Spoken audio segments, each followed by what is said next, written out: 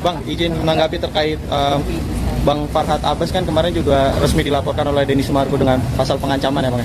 Mungkin Abang sebagai praktisi hukum nih seperti apa menanggapi? Saya kan sudah bilang dari awal, kok satu-satu orang-orang yang merusak nama baik saya ini, itu satu-satu menghadapi masalah hukum.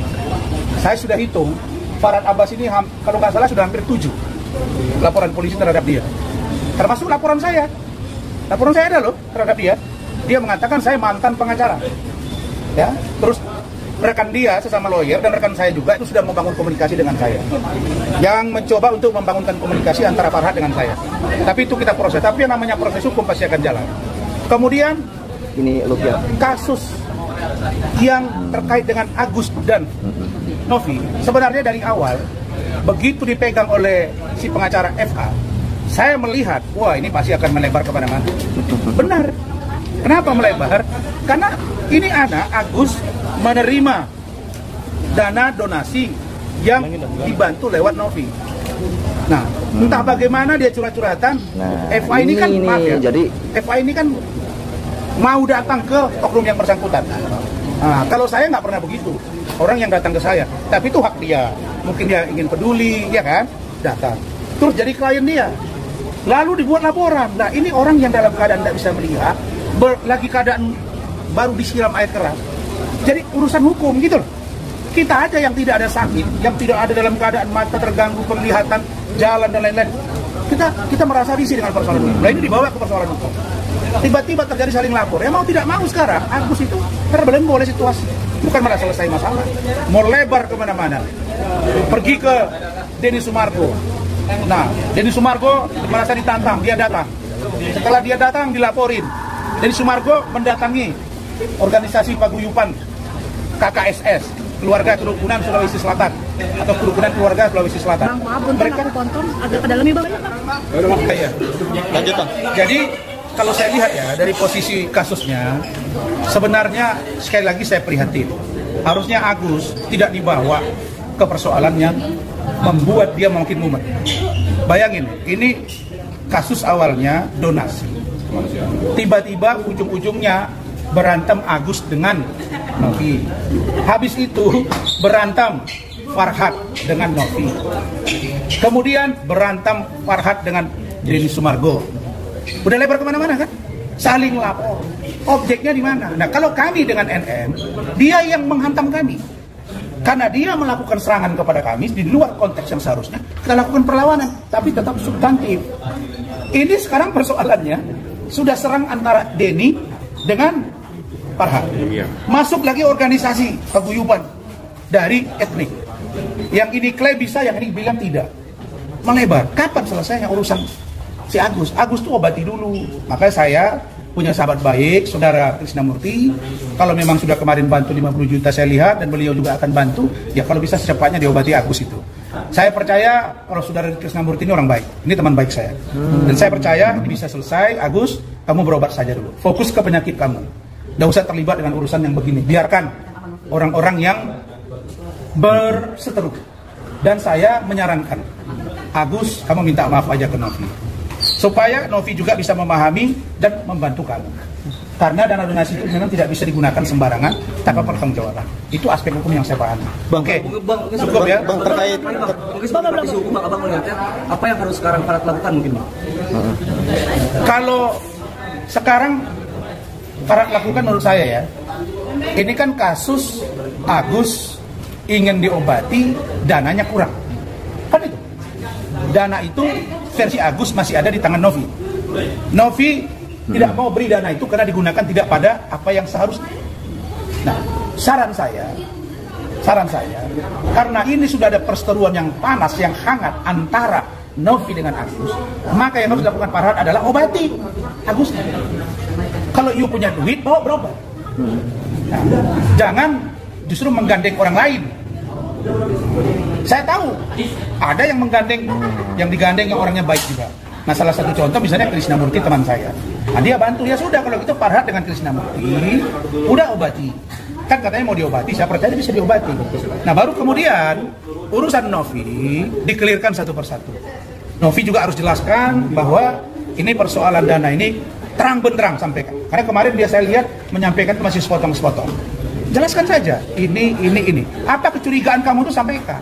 Handphone kah, misalnya 20 juta, ngomongin. Dulu waktu Anda begini-begini, kenapa bisa jadi ada HP? Apakah lebih penting lebih penting HP daripada mata? Kan contoh ini kan, atau yang lain. Jadi saya kira ini sebuah pengawasan. Jangan sampai nanti kasus melebar kemana-mana, Agusnya nggak selesai-selesai. Kan objeknya Agus, jadi berperang kemana-mana. Nah, dan sekali lagi saya dia minta maaf saja. Kan minta maaf kan tidak salah. Tidak salah, supaya kalau ada dana itu di tangan Novi, salurkan lagi. Itu yang kita mau sekarang. Dan Novi dengan pengacaranya saya lihat sudah membuka ruang untuk bertemu dengan FA kan, dan Agus tapi tidak datang kan. Nah itu saya juga dari awal sudah bilang, terus saya bilang sama tim saya yakin FA dan tim nggak akan datang. Benar, saya duga memang mereka nggak mau selesai masalah ini. Alasannya apa Bang? Ya saya duga mungkin ya maaf ya mungkin ya dia nggak mau kalau menurut dia tidak diuntungkan secara opini publik.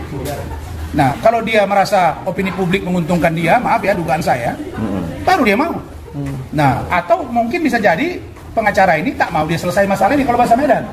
Nah, kalau tidak, ya sudah lanjut teruslah berita. Nah, kalau saya, bro, saya terganggu saya. Jujur, saya terganggu. Saya pakai topi begini tambah nyaman saya.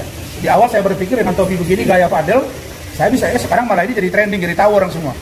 Artinya apa? Menurut saya, untuk menjadi seorang lawyer yang senantiasa mendapat posisi di hati masyarakat dan diingat sampai kapanpun adalah sejauh mana dia menampilkan jati diri dan keilmuan dia. Kalau bahasa Pak Prabowo, the best your brain and the best your heart. Bang, bagus pikiranmu, bagus hatimu, dan bagus pekerjaan. Bang, yang abang jadi kuasa hukumnya Bang Farhad di mana Bang yang soal kasus Dhani itu seperti apa? Ini kan belum banyak yang tahu. Ya, itu saya sampai di komunikasi dengan sahabat saya Krisnamurti. Betul. Bro, ternyata pernah ya bantu Farhad Abbas? Pernah. Terus saudara saya Krisnamurti ngomong, langsung dia telepon katanya Farhad Abbas. Bro, itu ternyata Rasman pernah bantu bro. Iya. Wah, segitunya ya, bayangin ya. Itu kasus 2015 akhir. Saya itu ribut sama Ahmad Dhani di persidangan itu, dan kita nggak pernah dibayar Rp1 pun. Jadi yang berjasa itu terhadap Farhad itu saya. Dia nggak ada jasa sama saya. Kalau dia bilang dia berjasa, jasa apa? Jasa apa Farhad sama saya? Coba tanya dia. Nggak ada. Sidangnya seperti apa sih Bang? Sampai sidangnya waktu itu dia terdakwa. Iya, laporan dari Ahmad Dhani. Ya, dibawa ke persidangan. Bagi kalau misalnya Hotman Paris bilang, oh pengacara jadi terdakwa, emang kenapa kalau jadi terdakwa? Kan belum tentu terpidana. Kalau terpidana masalahnya apa? Saya nggak malu. Yang malu itu kalau kita korupsi, perkosa orang, mencuri, membunuh. Baru ini enggak, bagus saja. Banyak petisi Bang untuk mencabut izin beracara gimana? Itu gimana Bang? Oh iya? Iya. Saya agak heran juga. Kok FA ini suka melaporkan orang. Karena terakhir ini banyak banget yang dilaporin sama dia, tapi dia juga dilaporin. Saya nggak paham ya, kok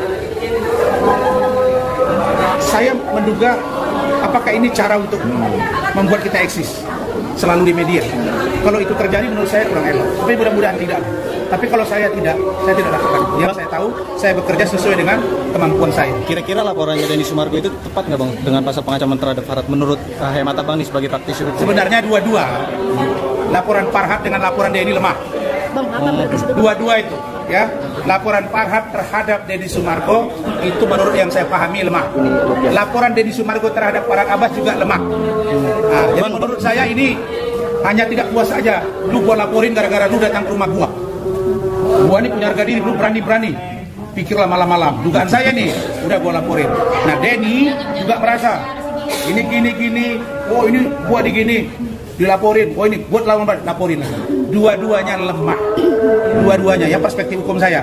Laporan Farhad terhadap Denny lemah, laporan Denny terhadap Farhad lemah. Kalau begitu apa? Duduklah kalian satu meja. Tapi sayangnya Denny sudah mau duduk satu meja, Novi sudah mau juga duduk kan?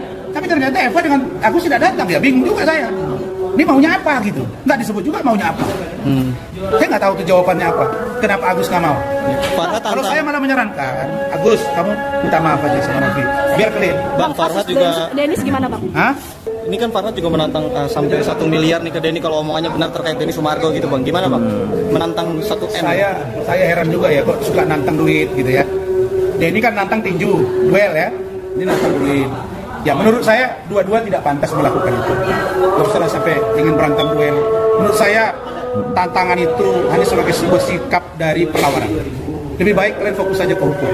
Nanti kamu jadi turun rating tuh Densu, ya. Saya ini teman baikmu dan saya tahu rekam jejak kamu. Kamu berkarir benar-benar di dunia seni dan apalagi mantan pemain basket kan. Nggak usah terpancing, Densu. Ini saran saya. Udah kamu fokus ke kasus hukum itu aja. Farhat juga, Anda kan pernah bersahabat dengan saya. Saya pernah jadi bantu Anda loh sebagai pengacara.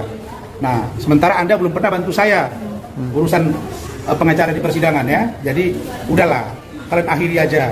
Fokus kalian ke urusan si Novi dengan Agus. Kasihan tuh anak orang sakit itu, ya. Cukup ya. Bang, terkait polling Bang gimana Bang? Polling Farhat yang diminta untuk UMKM, mereka sudah pernah datang ketemu saya. Andi itu sudah ketemu saya. Kak Elsa Sari sudah ketemu saya. Saya tahu cerita kasusnya. Tapi karena posisi hukumnya tidak saya yang pegang dan saya memang tidak mau terlalu jauh mendalami masalah ini. Andi itu pernah ngomong ke saya, Bang, kita tunggu loh Bang, Abang nanti akan jadi salah satu tim hukum. Saya bilang nggak usah lah, nanti aja kita, kecuali nanti ada perkembangan lebih lanjut, saya pertimbangkan. Jadi UMKM itu ya, itu tadi, kalau memang ada keterlibatan FA di situ balikin, itu aja. Nah, kayak saya dulu, saya pernah balikin kok, balikin aja kalau memang ada. Bang, terkait polling yang 3 pilihan itu dari donasi yang Agus itu kan sekarang sudah banyaknya donasi itu diserahkan kepada orang yang membutuhkan gitu, bukan kepada Agus. Menurut Abang itu tepat sasaran juga terkait opsi itu? Saya sarankan Novi juga hati-hati. Jangan kamu share atau jangan kamu bagikan donasi itu kepada orang yang tidak tepat. Ingat, donasi itu judulnya untuk Agus. Kalau kamu berikan kepada yang lain, itu kamu bisa kena. Biarkan uang itu di situ sampai ada penyelesaian yang baik terhadap Agus. Kalau udah jelas Agus memang menyatakan, oke, saya tidak keberatan dana itu, ya sudah, barulah Anda bagikan. Tapi kalau Agus masih kelihatan butuh dana itu, jangan kau bagi ke yang lain. Simpan aja. Nanti itu akan menimbulkan fitnah dan saya duga itu bisa bermasalah hukum. Bang, tapi Bang Farhat juga masih kekeh untuk uang donasi itu tetap ke Agus gitu Bang, larinya Bang yang 1,3 M itu gimana Bang? Saya pikir kalau kita Agus sudah laporin Novi, kan Agus laporin Novi juga kan? Kalau Agus sudah laporin Novi, terus berharap uang dari Novi, itu berat. Makanya kan kemarin katanya siap bantu kan? Ya udah berobat aja udah. Dia belum berobat juga kan?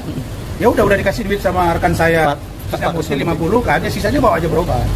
Saya kira itulah konsekuensinya kan.